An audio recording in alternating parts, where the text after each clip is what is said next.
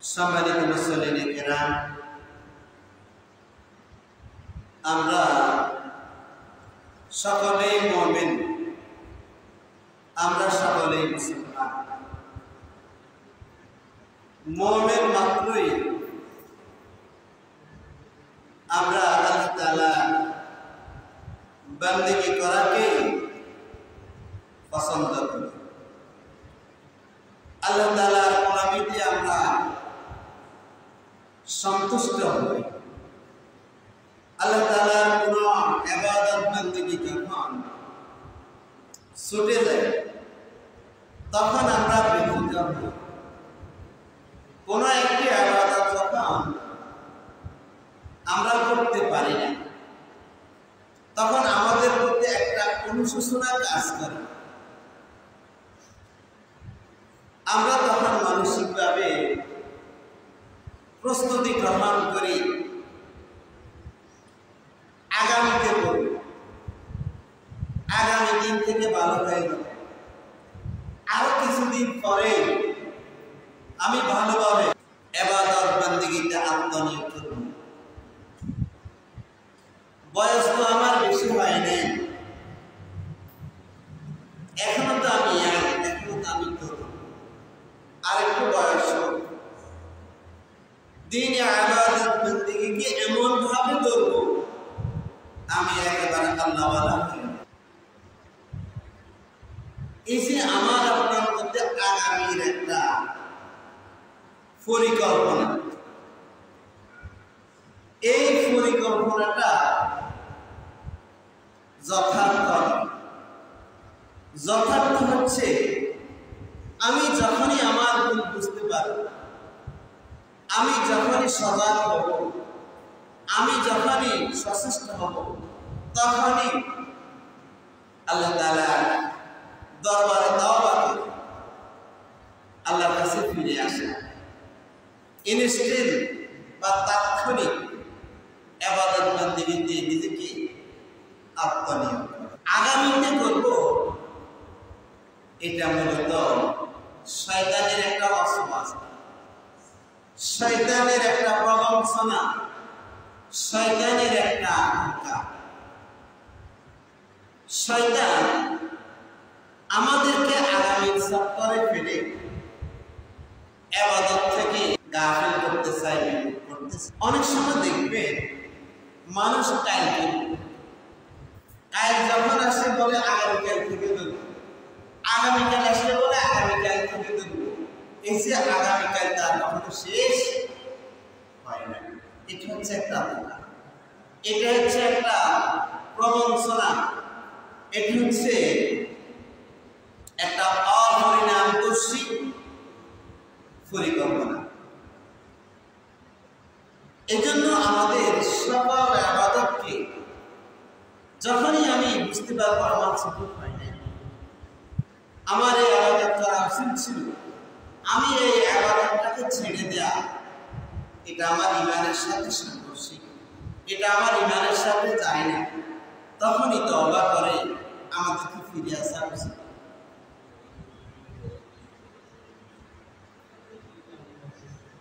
বিশেষ করে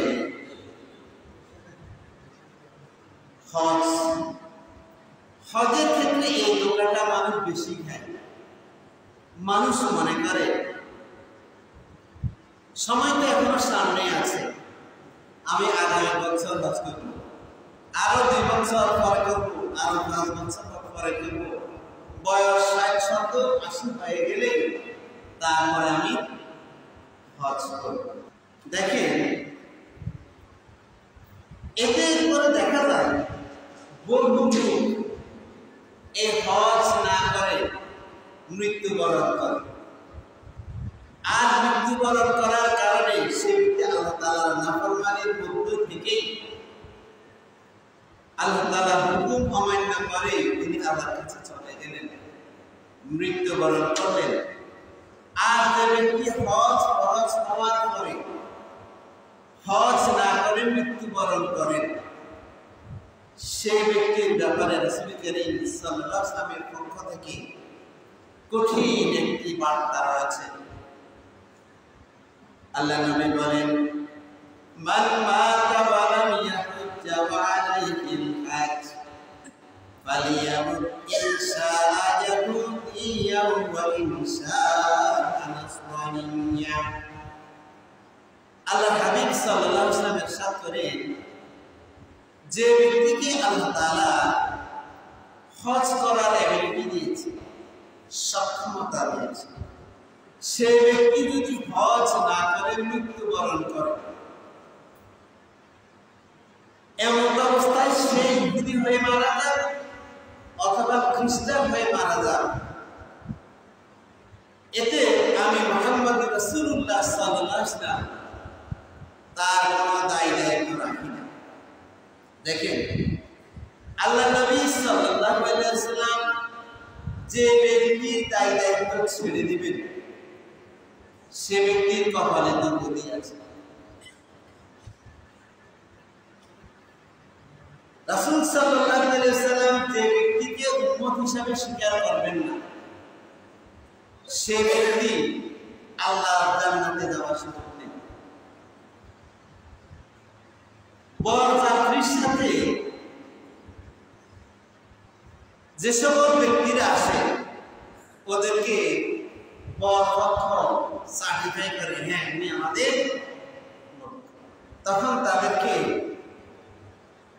সবচেয়ে ভালো খাদ্য দিয়ে আপ্যায়ন করা হয়।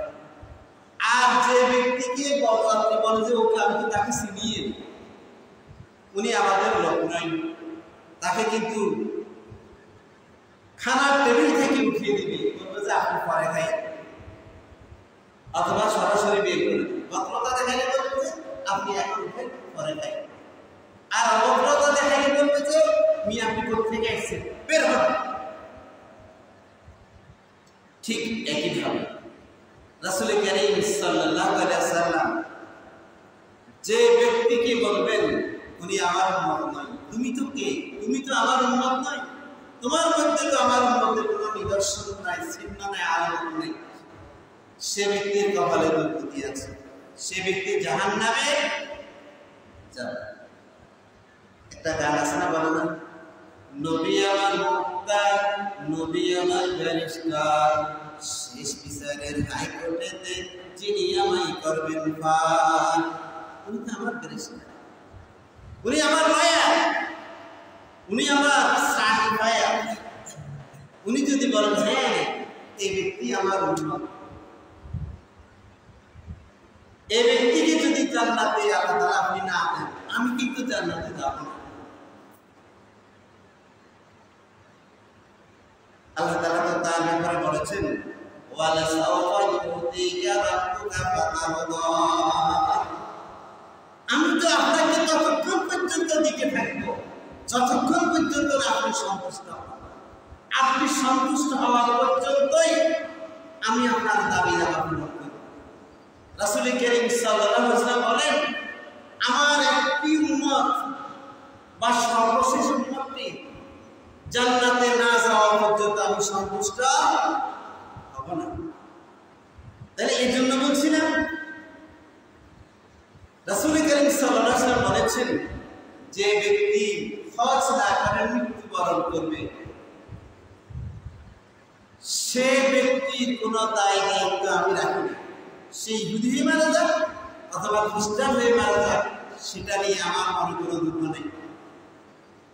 এই জন্য আল্লাহ তাআলা যাদেরকে অ্যাবিলিটি দিয়েছেন, তাদের উচিত হচ্ছে কাল ক্ষমা না করে হজ করে। কারণ এক ফলকের নাই ভরসা, একটি মুহূর্তের মতো আপনার কোনো গ্যারান্টি নেই। আপনি এখন 1000 কোটি টাকার মালিক, আগামী দিন যে আপনি 1000 কোটির মালিক থাকবেন, এটার কোনো গ্যারান্টি আপনার কাছে নেই। আপনি এখন সুস্থ আছেন, আগামীকালকে যে আপনি সুস্থ থাকবেন, এটার কোনো গ্যারান্টি আপনার কাছে নাই। আপনি এখন জীবিত আছেন, 1 সেকেন্ড পরে যে আপনি জীবিত থাকবেন, এটার কোনো গ্যারান্টি আপনার কাছে আছে? যখনই মৃত্যুর সময় এসে যাবে ঠিক তখনই আপনার মৃত্যু হবে। 1 সেকেন্ড আগেও নয়, 1 সেকেন্ড পরেও নয়। আপনি খেতে বসেছেন, মুখে আপনার রোগটা দিয়েছেন, আপনি যেটা গিলবেন এটা কোনো গ্যারান্টি আপনার কাছে নাই। সাত্তার বহু টাকা ব্যয় করে দুনিয়াতে কাল্পনিক একটা বেহেশত বিনির্মাণ করেছিলেন। সে দেখতে গিয়েছিল তার সেই স্বর্গটাকে, জান্নাতটাকে, বেহেশতটাকে, তাকে তার ঘোড়ার পিঠ থেকে নামার সুযোগ দেওয়া হয়নি। সে বলছে আমি একটি বারের জন্য আমি দেখব। মালাকুল মউত বললেন তোমার 1 সেকেন্ডের সময়, 1 সেকেন্ডের সময় নাই। ইযা জাআকুম ফালা ইস্তাখিরুনা সাআতান ওয়ালা ইস্তাকদিমুন। আল্লাহ বলেন, বান্দা তোমার যখন মৃত্যুর সময় এসে যাবে তখন 1 সেকেন্ড আগেও করা হবে না, 1 সেকেন্ড পরেও হবে না। ঠিক জাস্ট টাইমে তোমার মৃত্যু হবে। 1 পলক আগেও না, 1 পলক পরেও। এই জন্য বলা হয় 1 পলকের নাই ভরসা। কেন করো তপস্যা? দম ফুরালে ফুস। তোমার দম শেষ, তোমার আর কোনো দাম। যতক্ষণ দম ততক্ষণ। এই জন্য যেহেতু আমার আপনার দম যে কখন শেষ হবে এটা পৃথিবীর কেউ জানে না। মালাকুল মউতের দম কখন শেষ হবে মালাকুল মউতও জানে। এই জন্য আমাকে আপনাকে সব সময় রেডি দেখতে হবে। দুনিয়ার যে চাকচিক্য, দুনিয়ার যে মহৎ, দুনিয়ার যে চালনা, দুনিয়ার যে প্রবঞ্চনা, সেটা আমার সামনে চকচক চকচক করবে। আমাকে প্রবঞ্চিত করতে চাইবে, কিন্তু আমাকে সজাগ করতে হবে যে আমার তো দমের কোনো বিশ্বাস নাই, দম শেষ তো আমার দাম নাই। এই জন্য আমাকে সজাগ থাকতে হবে যাতে করে আমার দম শেষ হয়ে গেল আমার দাম অন্তত আল্লাহর কাছে। যদি আল্লাহর কাছে আপনার দাম থাকে তাহলে আপনার জীবন হবে সফল। আর আপনার আল্লাহর কাছে যদি আপনার দাম না থাকে আপনি হবেন চরম ব্যর্থ মানুষ। এই জন্য যেটার কোনো গ্যারান্টি নেই সেটার উপরে কোনোদিনও ভরসা করতে নেই। যেটার গ্যারান্টি আছে আপনি ভরসা করতে সেটার উপর। আপনি সমুদ্রের মধ্যে ছোট একটা কাঠ বাসে, আপনি সেটার মধ্যে যদি পা দেন আপনি কি বাঁচবেন? আপনি তো মারা যাবেন, আপনি তো ডুবে যাবেন। এই জন্য আপনি যে ভেলার উপরে উঠবেন, যে বাহনের উপরে উঠবেন, আপনাকে চিন্তা করতে হবে এটা আমাকে লোক নিতে পারে। আপনার মধ্যে যখন গ্যারান্টি থাকবে তখন আপনি সেটার উপর ভর করবেন। যেটার ব্যাপারে আপনার কাছে কোনো গ্যারান্টি নেই, 50-50, সেটা আপনি গ্রহণ করবেন।